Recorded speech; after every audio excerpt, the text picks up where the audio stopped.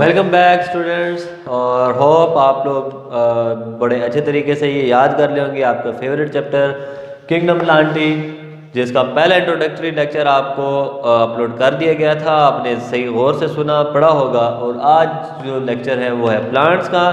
तो प्लांट्स के लेक्चर में आपने आज क्या करने हैं, प्लांट्स की क्लासिफिकेशन करनी है। ठीक है, उस पिछला लेक्चर जो था वो प्लांट का इंट्रोडक्शन था। अगर किसी ने वो लेक्चर नहीं देखा तो पहले पीछे जाएं, उस लेक्चर को देखें, उसको समझें, फिर आए पेन कापी उठाएं और इस लेक्चर को सुनिए।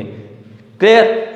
चलिए जी, प्लांट की क्लासिफिकेशन आज करते हैं कि प्लांट की क्लासिफिकेशन कौन कौन सी होती है, किस बेस पे करते हैं। तो ये बेस्ड होती है on the evolutionary similarities and dissimilarities की बेस पे ये क्लासिफिकेशन होती है। ठीक है, तो इसको क्लासीफाई कैसे करते हैं, कौन कौन सी क्लासें होती हैं। तो प्लांट जो है वो पहले दो मेन कैटेगरीज में डिवाइड होता है। पहले दो मेन कैटेगरीज में डिवाइड होता है। नंबर एक, पहली कैटेगरी जो है इसको हम नाम देते हैं ब्रायोफाइट्स का। किसका नाम देते हैं? ब्रायोफाइट्स। ठीक है, तो ब्रायोफाइट्स पिछले लेक्चर में भी मैंने आपको बताया था कि फाइट जो है वो प्लांट्स को कहते हैं। तो जब भी फाइट्स का लफ्ज आ जाए तो आप समझ जाएं कि प्लांट्स की बात हो रही है। ठीक है, तो ये जो प्लांट होते हैं ये नॉन वेस्कुलर प्लांट होते हैं। ये क्या होते हैं? ये होते हैं नॉन वेस्कुलर प्लांट्स होते हैं। नॉन वेस्कुलर प्लांट्स, इनमें वेल डिवेलप्ड टिश्यू नहीं होता। पिछला प्लांट बॉडी के स्ट्रक्चर में आपने देखा होगा कि उसमें एक वेल डिवेलप्ड जो है वो conduction of water and distribution of food के लिए एक वेल डिवेलप्ड स्ट्रक्चर मौजूद था, जिसको हम वास्कुलर टिश्यू कह रहे थे। ब्रायोफाइट्स में वो स्ट्रक्चर नहीं होता। प्लांट्स में जो दूसरी मेन कैटेगरी है वो होती है ट्रैकियोफाइट्स की। किसकी होती है? ट्रैकियोफाइट्स की। और ट्रैकियोफाइट्स को वास्कुलर प्लांट्स कहते हैं। वास्कुलर क्यों कहते हैं? क्योंकि इनमें वेल डिवेलप्ड वास्कुलर टिश्यूज मौजूद होते हैं। वास्कुलर प्लांट्स इस वजह से इनको कहा जाता है।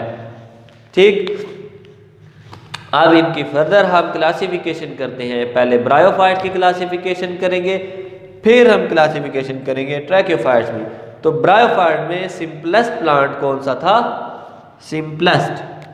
ठीक है, सिंपलेस्ट इसमें देख लेते हैं।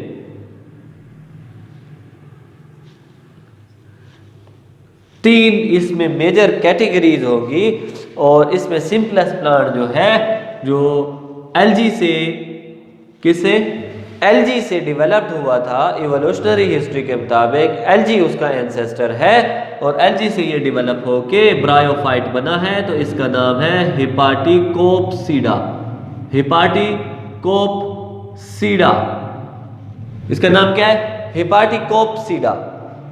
इसी तरह दूसरा, इसके बाद जो दूसरा मेन कैटेगरी है, इसकी सब क्लास है, इसको हम नाम देते हैं ब्रायोप्सिडा। इसको क्या नाम देते हैं? ब्रायोप्सिडा।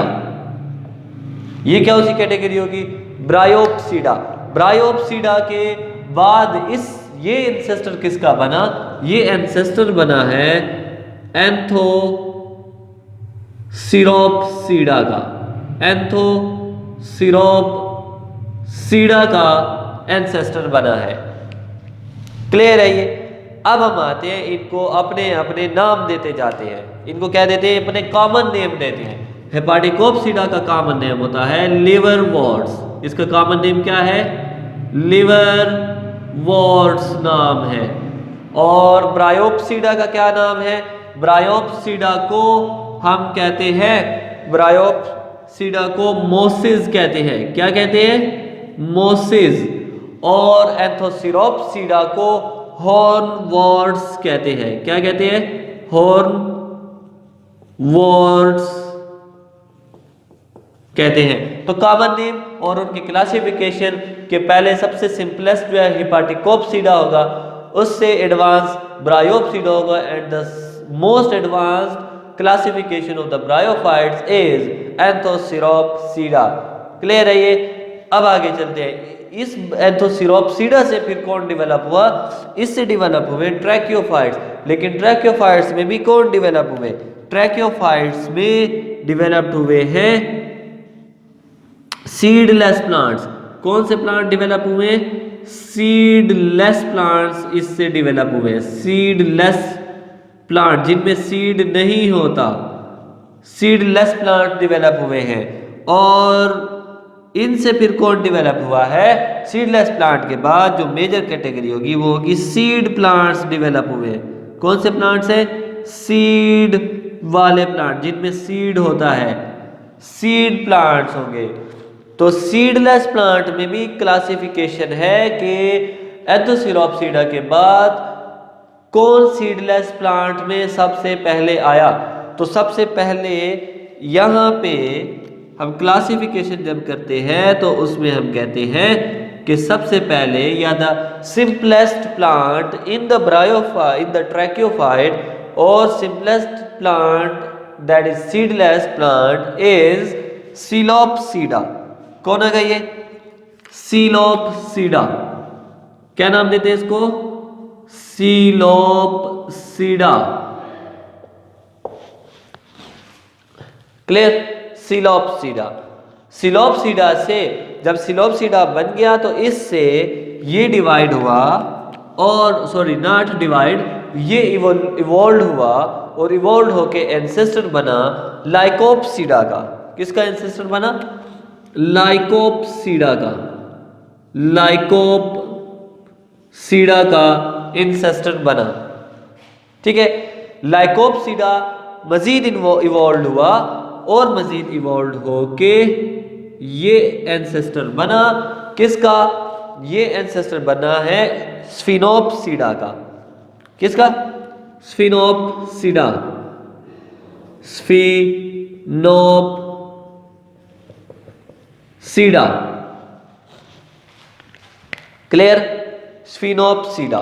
स्फिनोपसीडा मजीद इवॉल्व हुआ और इवॉल्व होके इसने टीरोपसीडा का ग्रुप बनाया। क्या बनाया? टीरोपसीडा। कौन सा ग्रुप है? टीरोपसीडा।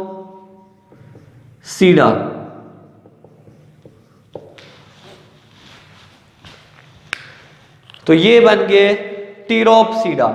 अब टीरोपसीडा, अब इनके कॉमन नेम हम पहले देख लेते हैं कि इनके कॉमन नेम में इनको क्या कहते हैं। जो सिलोपसीडा है इनको कहते हैं विस्क फर्न्स। इनको क्या कहते हैं? विस्क फर्न्स। और विस्क फर्न्स, ठीक है। और लाइकोपसीडा जो है, लाइकोपसीडा को क्लब मोसिस कहते हैं। क्या कहते हैं? क्लब मोसिस। ये क्या होंगे? ये क्लब मोसिस होंगे। और स्फिनोपसीडा को हॉर्स टेल कहते हैं। क्या कहते हैं?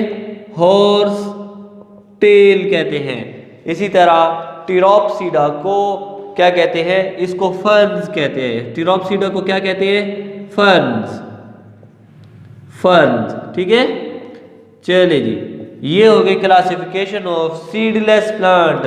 सो the most advanced category in the seedless plant is Pteropsida, the ferns.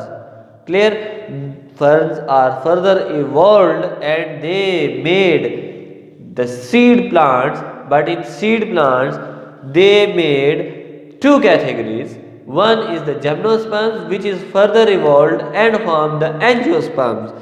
So here we have again two categories, two classifications, 1 and 2. The first one is gymnosperms. क्या है ये? Gymnosperms. And gymnosperms are non-flowering plants. They are non-flowering plants. इनमें flower नहीं होते, non-flowering plants होंगे ये further evolve हुए हैं और इन्होंने बनाया है फ्लावरिंग प्लांट, द एंजियोस्पर्म्स। कौन से बनाए हैं? एंजियोस्पर्म्स।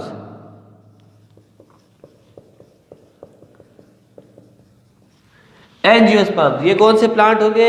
ये होते हैं फ्लावरिंग प्लांट्स होते हैं। कौन से प्लांट होंगे? फ्लावरिंग प्लांट्स होंगे। वैसे इनमें एक और मेजर डिफरेंस क्या होता है, जिम्नोस्पर्म जो है वो नेकेड सीड होते हैं, इनका सीड बाहर की तरफ होता है, नेकेड होता है, एक्सपोज्ड होता है टू एनवायरनमेंट, जबकि एंजियोस्पर्म का जो सीड है वो फ्रूट बॉडी के अंदर मौजूद होता है। ठीक है, तो इस टाइम इवोल्यूशनरी बेस पे सबसे ज्यादा इवोल्व कौन हुआ है?